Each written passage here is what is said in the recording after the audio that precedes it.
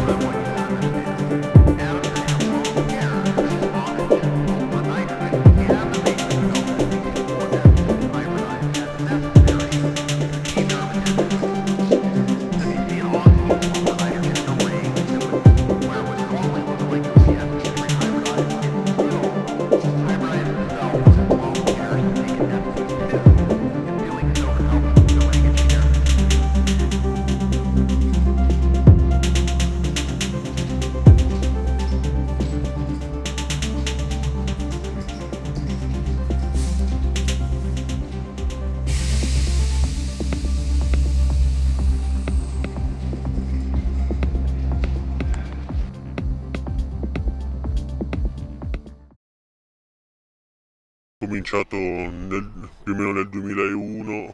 Naturalmente come tutte le cose, cioè vedi i primi graffiti in giro, poi parte che li dipingi con le persone magari più grandi di te e inizi a dipingere con loro, poi vai per i fatti tuoi e voilà, poi ti fai le tue esperienze.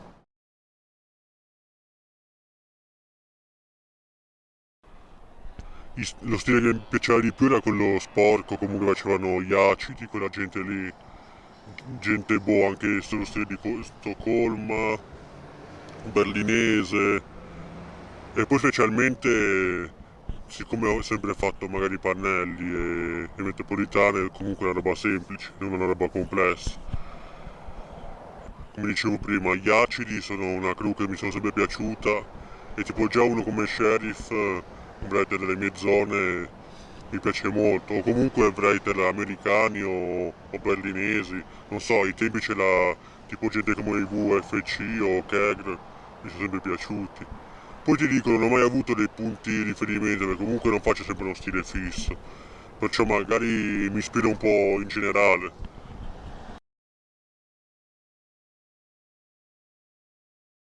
E questo qua è uno dei posti dove, qui è Gessate, è uno dei posti dove abbiamo fatto più casino di tutta Milano.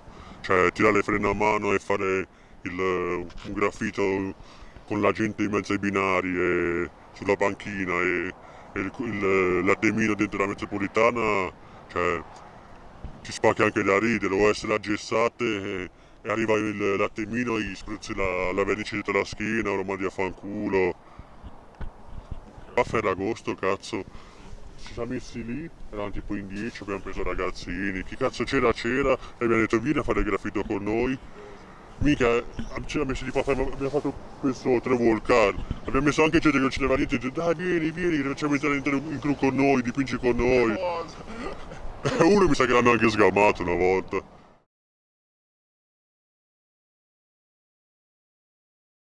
Sì, ti dico, non sono uno che ha viaggiato tantissimo, però qualcosa ho fatto. Poi semplicemente nell'ultimo periodo mi sono un attimo bloccato, però nel passato ho fatto, non so, Marsiglia, Barcellona, e... adesso per non dire una cazzata che poi dico una meta che non ho fatto, e Berlino, e Valencia, e poi adesso non mi... Comunque non sono stato uno che ha viaggiato sempre tanto, mi sono sempre concentrato un po' nella zona.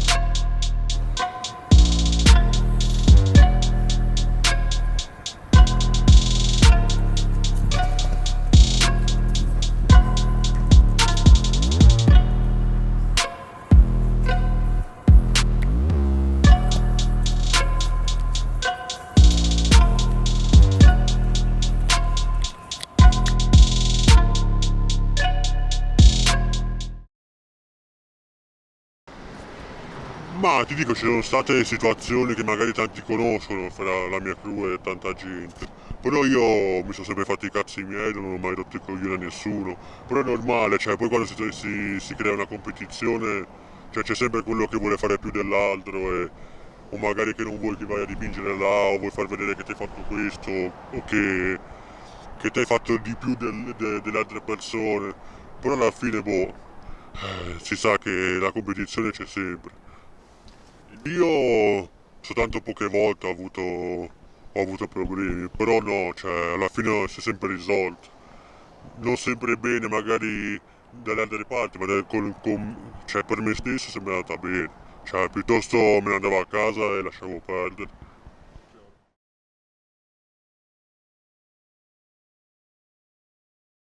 Ma per me è sempre importante perché io ogni volta che faccio qualcosa faccio sempre mille sketch, mille bozze, mille disegni, ispirazioni, perciò non penso che nessuno faccia gli sketch. Poi vabbè ci sono quelli che fanno i pezzi uguali da 10 anni e non hanno bisogno dello sketch. Però io sono uno che mi piace magari anche evolvere o fare dei particolari sempre nuovi e perciò sperimento sempre. Però prima di farlo su 30 tante volte preferisco farmi magari anche 20 sketch e poi vado a fare il graffiti.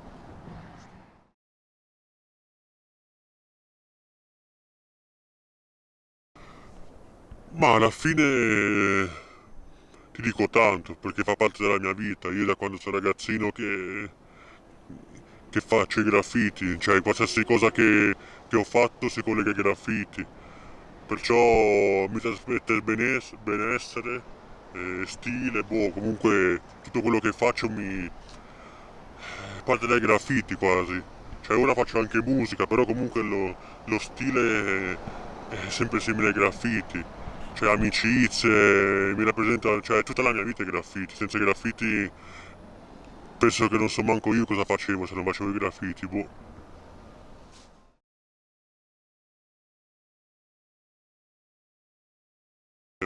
Tipo a Berlino dovevo fare tipo una nazione con un mio amico, sono andato a ballare, ho dormito per 3 giorni e ho scavalcato una rete e mi sono rotto una gamba, non ho manco iniziato. E infatti da lì sono rimasto fermo un paio d'anni.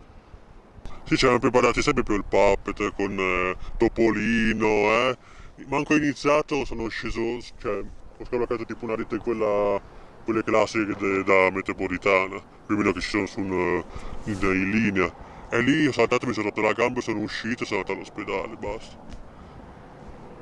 E lì sono stato quasi 2 mesi, sì, senza fare, cioè 2 mesi, 2 anni senza fare niente. Mi sono fermato un attimo perché ho avuto dei problemi miei legali e adesso speriamo che si ricomincia.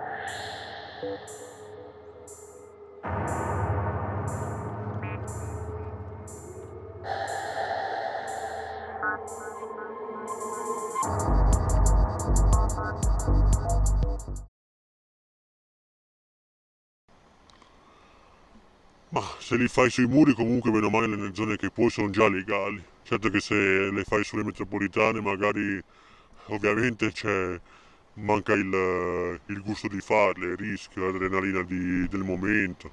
Perciò è giusto che sia così.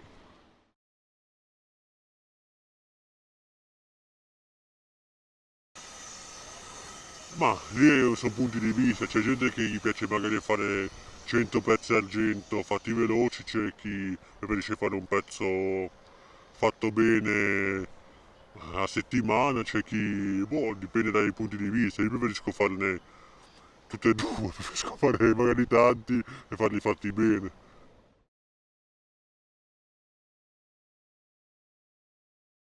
Per me un toio è una persona che non ha rispetto degli altri, cioè specialmente ragazzi giovani che cominciano a dipingere, ma tanto ce n'è di tutte le età, perciò secondo me se non hai rispetto per quello che fanno gli altri sei un toy, indipendentemente dall'età, da quello che dipingi, con chi dipingi. Se te ti comporti bene come penso in ogni cosa della vita, cioè, hai tutto di guadagnato. Se te vuoi pensi solo a dipingere e mettere nel culo agli altri, cioè non penso che hai tutti questi buoni risultati.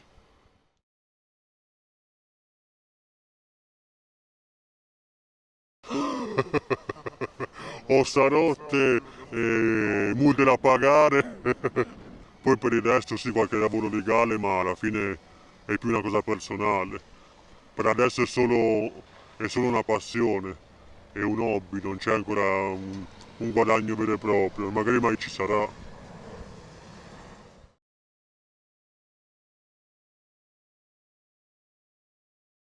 Se uno comincia a fare dei graffiti che siano su metro o legali o tag, basta che lo fa col cervello e non disturba gli altri. E poi comunque è una passione ti dura la vita.